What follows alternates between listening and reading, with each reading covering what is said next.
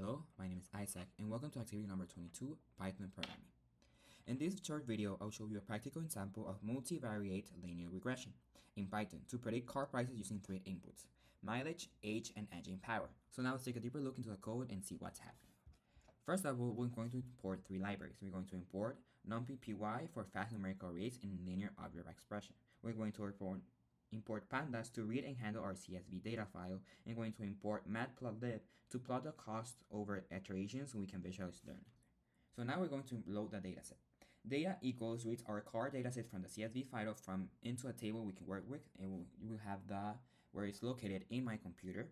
Then we're going to have the features, select the three inputs columns, mileage, age, and power, and convert them into an numpy array. Here they're in Spanish because in the CSV file they're in Spanish, but we have mileage, age, and power. And we also have the prices that selects the target column price and converts it into numpy array. Now we're going to have the mean that calculates the average of each feature column. We use this to center the data. Then we have std that calculates the spread of each feature column. We use this to scale the data.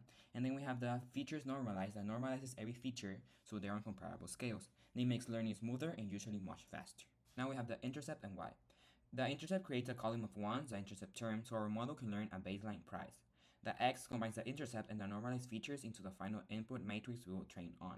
Y reshapes price into a column vector to match matrix operations later. Now we have the initialized parameters and training settings. Theta initializes all model weights to 0, including the intercept.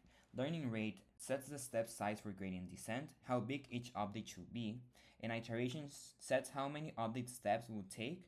More steps typically means more time to learn. Now we're going to explain the cost function. The cost function named compute cost takes x, y, and theta. Inside it makes prediction with x times theta, compares those predictions to the real prices, and returns a single value called the cost. Lower cost means the model is fitting better. We track this cost across iterations to confirm learning and convergence. Now we added for evaluation, I used a separate function called that mean squared error. It takes the three values in the model's prediction and returns the average of the squared differences. A gradient descent of the learning loop is the function that uses x, y, the initial data, the learning date, and a number of iterations. For each iteration, it makes prediction, measures the errors, and updates all weights slightly in the direction that reduces those errors, and records the current cost so we can plot it later.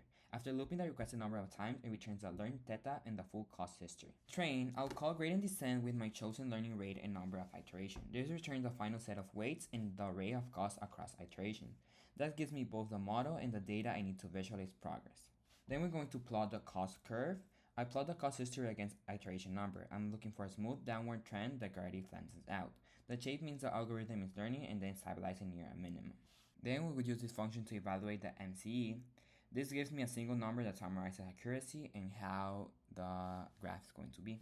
We use a tiny helper function to make prediction from any x in a given set of weights. It also prints the learned theta values. We normally input the sign of the coefficient hint at whether the feature tends to increase or decrease the predicted price, and the magnitude suggests a relative influence. To demonstrate a real use, I created a new car example with mileage, age, and power.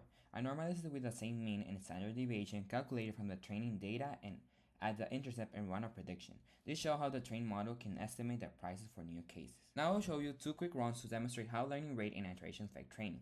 First of all, we'll use the one that the code has, that is learning rate equals to 0.01 and iterations equals 1000.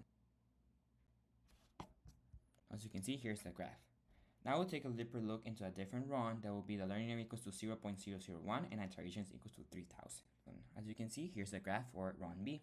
The cost curve descends smoothly and then levels off, which then indicates stable learning and convergence. The final MCE quantifies the model's error, comparing run A with run B. The one with the smaller learning rate and more iteration shows a steadier descent and typically reaches an equal lower error once given enough steps. The learned theta values computed after normalization reduce each feature's direction and relative influence on price. Positive weights push the prediction upward while negative weights pull it downward.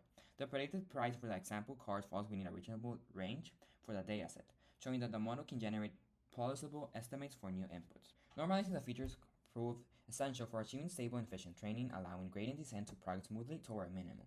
The balance between learning rate and normal number of iterations shaped the training behavior. Larger steps move quickly but risk instability, whereas smaller steps were more reliable and simply required more iterations to converge.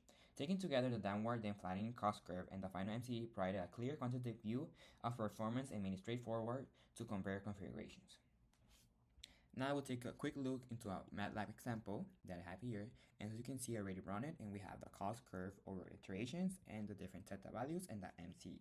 Thank you for watching, and I'll see you next time.